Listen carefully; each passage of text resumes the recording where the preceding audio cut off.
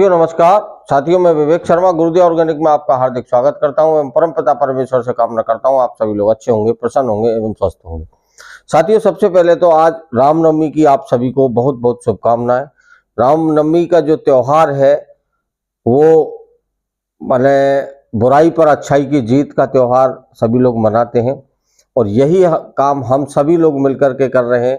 माननीय डॉक्टर श्री कृष्ण कुमार चंद्रा जी के आदर्शों पर चलकर उनके मार्गदर्शन पर सभी लोग हम लोग अच्छा मतलब एक ये रासायनिक रूपी रावण को जैविक रूपी राम के द्वारा जो मारने का काम हम सभी लोग कर रहे हैं उसी रास्ते पर हम लोग जा रहे हैं।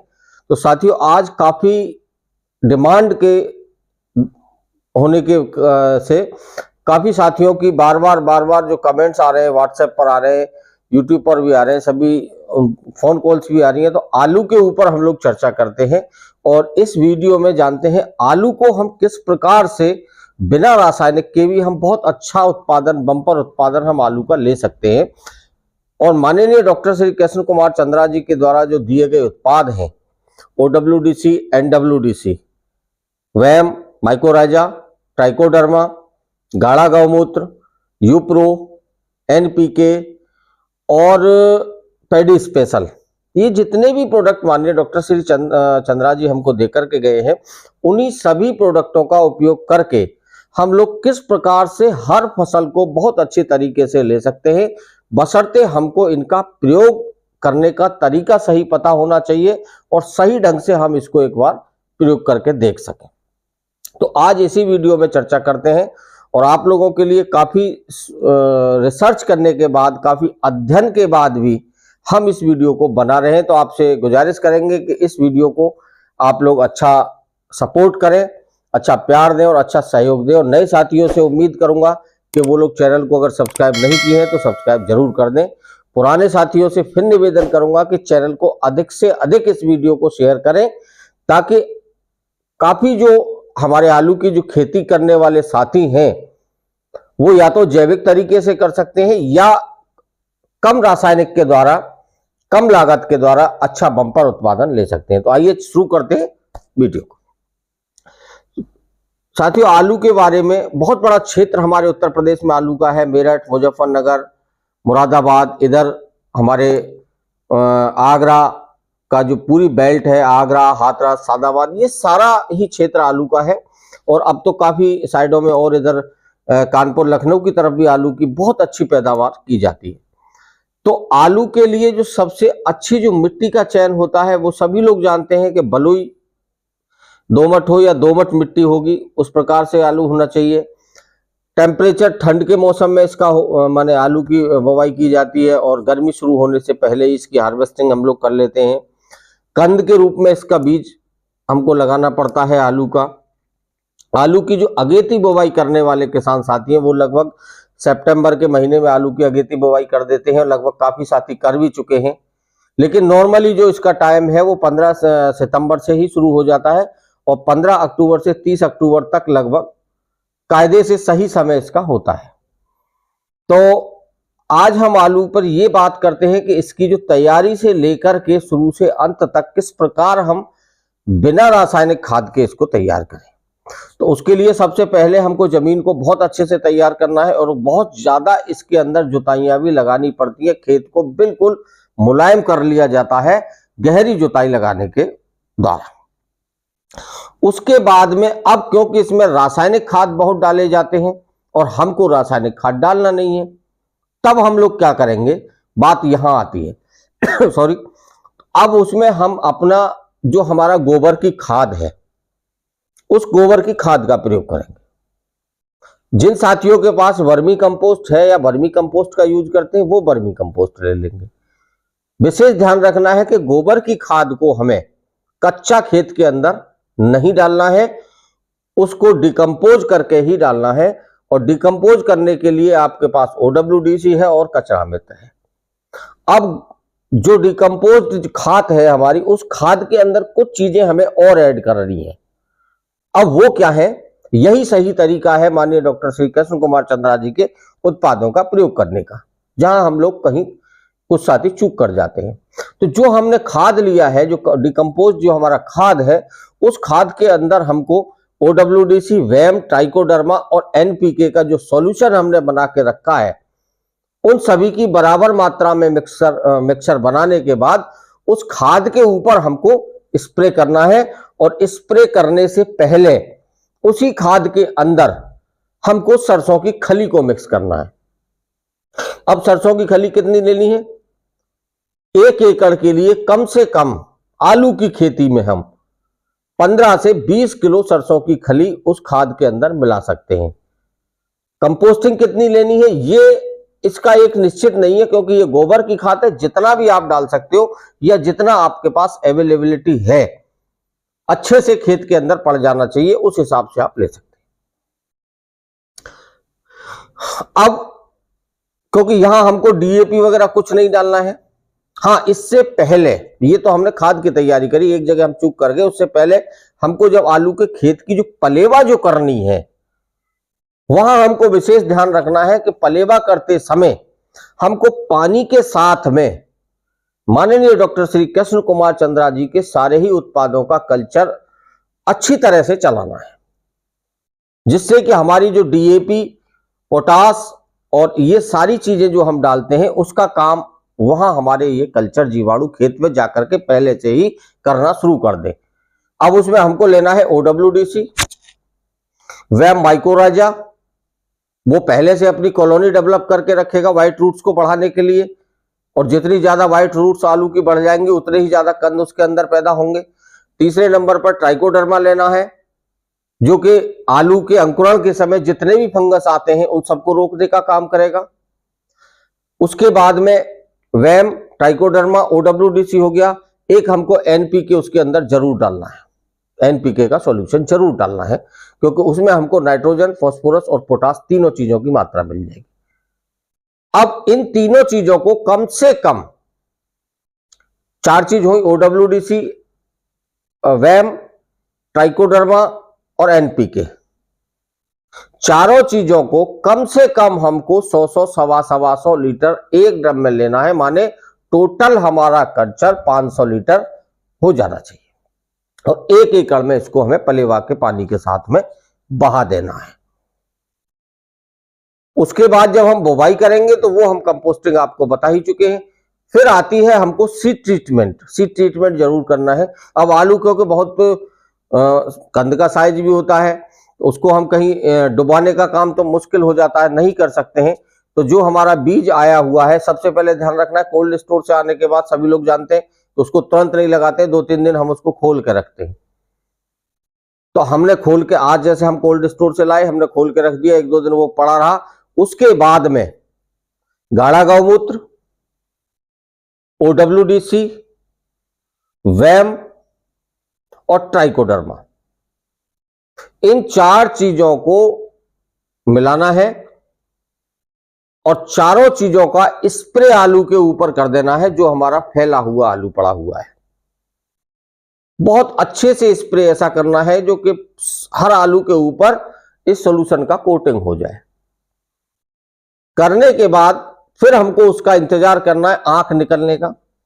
अब काफी साथी यहां एक गलती कर जाते हैं कि वो सीड ट्रीट तो करते हैं, लेकिन करते उस समय है जब वो खेत में ले जाते हैं, जिस समय आंख उसकी निकल आती है, लेकिन उस समय उसमें आंख टूटने का डर रहता है। तो आंख टूटनी नहीं है, कोटिंग करने के बाद उसको छोड़ देना है। 3-4-5 दिन में जब उसमें आंख निकलना शुरू हो जाएगा, आप देखिएगा कि ये सब स्प्रे करने के बाद उसमें बहुत जबरदस्त तरीके से आंख निकलना शुरू होंगी। और ये आंख ही हमारी कंद वाली फसलों के लिए मुख्य चीज होती है, यहीं से जर्मिनेशन शुरू होता है। उसकी सीधे सीधे आपको फिर जाकर के आराम से बुवाई कर देनी है। बुवाई आजकल सब बेड पर होती है, और बेड भी 2 तरह के बनाए जाते हैं। एक तो वो मोटा गूल होती है, एक आजकल बड़ा वाला बेड चल रहा है जिसमें चौड़ा बेड बनता है, दोनों साइड में आलू की रोपाई होती है, मशीन के द्वारा ये सब काम होता है। उसके बाद आती है हमारे किसान साथी फिर उसमें पानी देने का काम करते हैं। कुछ साथी 1 दिन बाद देते हैं, कुछ 2 दिन या 3 दिन के बाद, मतलब 2 से 3-4-5 दिन के अंदर उसके अंदर पानी चलाने का काम करते हैं।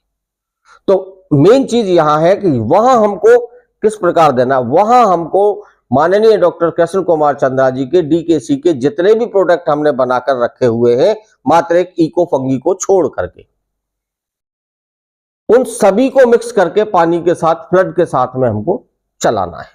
अब उसमें प्रोडक्ट हमारे आते हैं OWDC, NWDC, VAM, mycorrhiza, trichoderma, NPK, ये आ गई। इन सभी को हमें उसके अंदर पानी के साथ में चला देना है, जिस प्रकार हम पहले से चलाते चले आ रहे हैं। लगभग वही रेशियो रखना है, 500 लीटर प्रति एकड़ के हिसाब से जाना चाहिए। अब ये हो गया। इसके बाद आप देख पाएंगे बहुत अच्छी आपकी जर्मिनेशन निकलेगी। वैम आप जो दे चुके हैं वो व्हाइट रूट्स को बढ़ाने का काम करेगा, ट्राइकोडर्मा आपके फंगस को रोकने का काम कर देगा, NPK आपको वहां न्यूट्रिशन दे देगा। अब यही प्रक्रिया हमें दोबारा दोहरानी है स्प्रे के समय। पानी लगने के 4 या 5 दिन के बाद, जब आप अब देखें उसके अंदर 5 दिन 6 दिन या जब भी मतलब अंकुरण उसमें शुरू हो जाए, आपका जो आलू है वो अंकुरित होकर के ऊपर आना शुरू हो जाए और जब ठीक ठाक आराम से दिखने लगे, 70 से 75% जब आलू आपका ऊपर अंकुरित हो जाए, उसी समय आपको इसी सब चीज को रिपीट करके स्प्रे देनी है। स्प्रे के अंदर आपको OWDC लेना है, NWDC लेना है और ट्राइकोडर्मा लेना है। साथ में आपको गाढ़ा गौमूत्र मिलाना है। पहले आप गाढ़ा गौमूत्र का 1 बोतल आप पानी में मिला लीजिए, 4, 5, 6 घंटे आप उसको छोड़ दीजिए या 12 घंटे छोड़ दीजिए। रात को पानी में गाढ़ा गौमूत्र डाल दीजिए, बाकी सुबह को ये सारी चीजें डाल दीजिए, OWDC, NWDC, ट्राइकोडर्मा और NPK, और उसका आप स्प्रे करवा दीजिए। स्प्रे करने के 4-5 दिन बाद ही आपको अपनी फसल के अंदर अंतर महसूस हो जाएगा। अब आती है बात अगली स्प्रे की।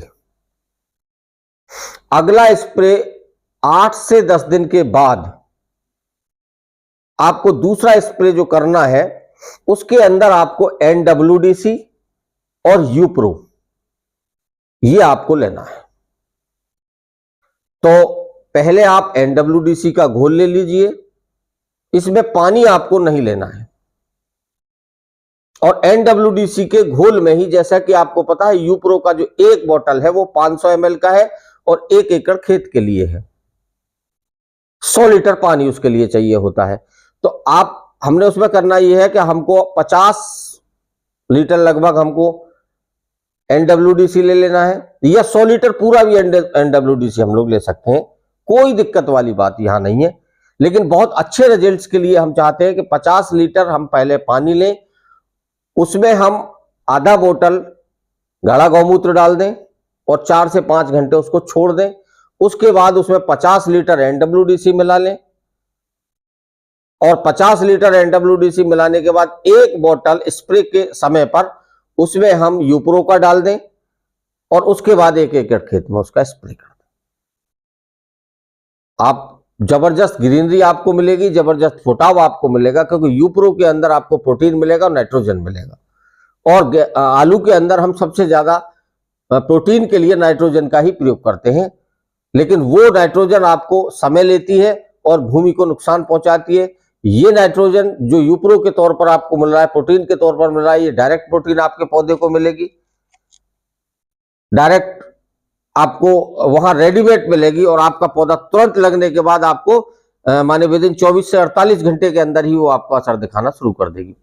पूरा जो असर दिखाई देगा वो आपको बाद में दिखेगा, लेकिन जैसा कि आपको नाइट्रोजन यूरिया डालने के बाद जो 5 से 6 दिन का समय लगता है असर देखने में, वो आपको 24 से 48 घंटे के अंदर ही दिख जाएगा।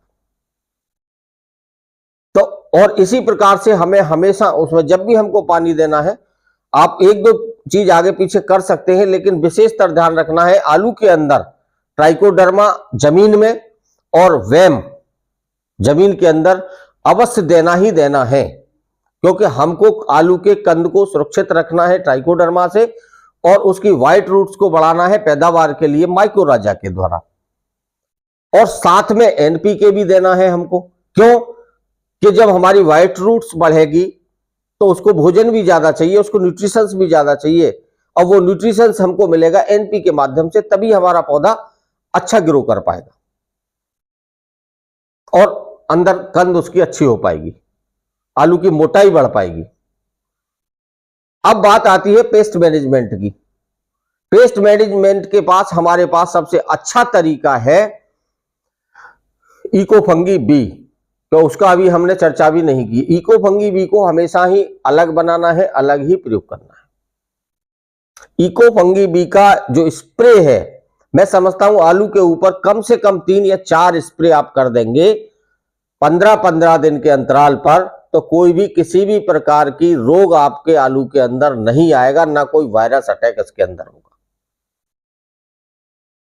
अब करना कैसे है? सबसे पहला स्प्रे जब आप करेंगे इको फंगी बी का, तो उसको आपको 50-50 करना है, माने 50% इको फंगी बी का सॉल्यूशन और 50% पानी मिलाना है। सेकेंड स्प्रे जब 15 दिन के बाद आप करेंगे तो उसमें 70-30 का रेशियो आपको लेना है।